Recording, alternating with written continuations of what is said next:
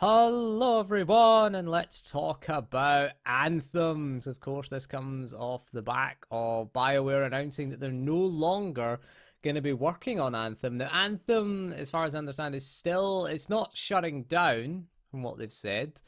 Here it says, in the spirit of transparency and closure, we wanted to share we made the difficult decision to stop our new development work on Anthem, aka Anthem Next. We will, however, continue to keep Anthem live service running as it exists today. So it's not shutting down. It is just going to be sort of being mothballed essentially in maintenance mode, as they say, essentially. So they're going to keep the service running, but they're not going to work on any updates. How long they're going to keep it running depends how long, I guess, there's a population there. If there's enough population to, just pay for or they sell enough copies of the game to pay for the cost of the servers, I guess, which is not a lot. The servers don't cost a huge amount, to be honest. So that's on the one hand, it is kind of sad that they're stopping development on Anthem, and the other hand, it is kind of overdue.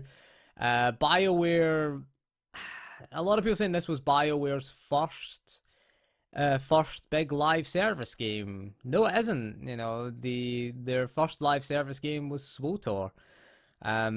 We didn't call them live service games then. Everyone called them MMOs, but that's the new term for MMO, I guess, is live service. Live service is a very broad spectrum term for these types of games. MMOs obviously do fall under that category of live service game. You've got games like Call of Duty now technically is a live service game.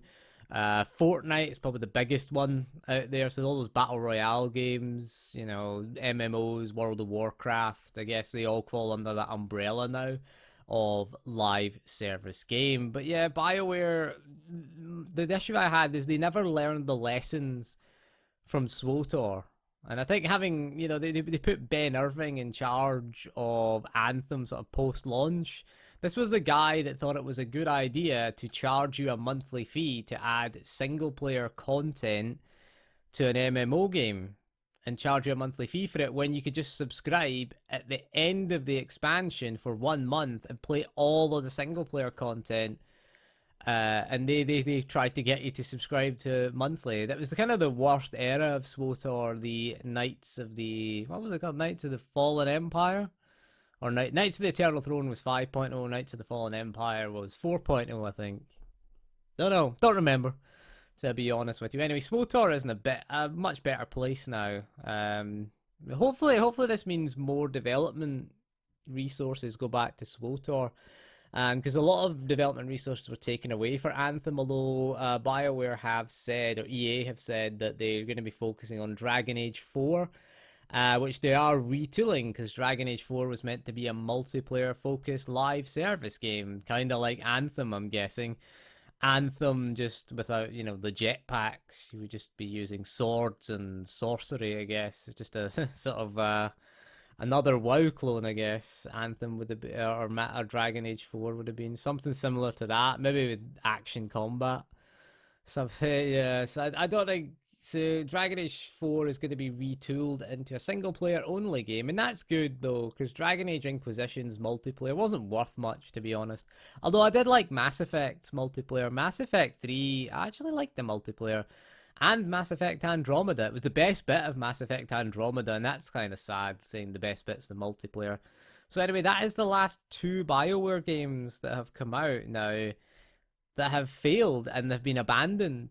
BioWare are kind of getting this reputation as an abandonware company now. Mass Effect Andromeda and now Anthem have been abandoned. The only real surprise with Anthem is it did last 2 years. It came out in, February of 2019.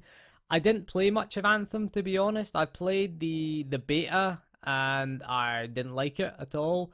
I did buy the game. I didn't buy it at launch. I think I bought it a few months after launch when it was reduced in price quite significantly. And again, I didn't like it. It didn't run well on the PC. The PC we had at the time, I had a GTX 1070 and a Core i5 6600K. At the time, and I remember struggling to get it to run at 1080p 60 FPS on medium settings on a GTX 1070. Bear in mind, this was before before the whole 30 series cards. I think the 20 series cards had just come out. So they were still quite new at the time. So I guess I was really disappointed at the way it ran. And if a game doesn't run well, I'm generally not going to stick with it for a long period of time.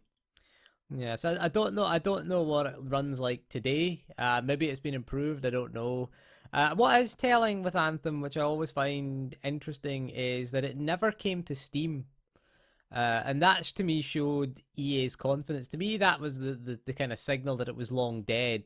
Because EA migrated all their games in 2020 back over to Steam.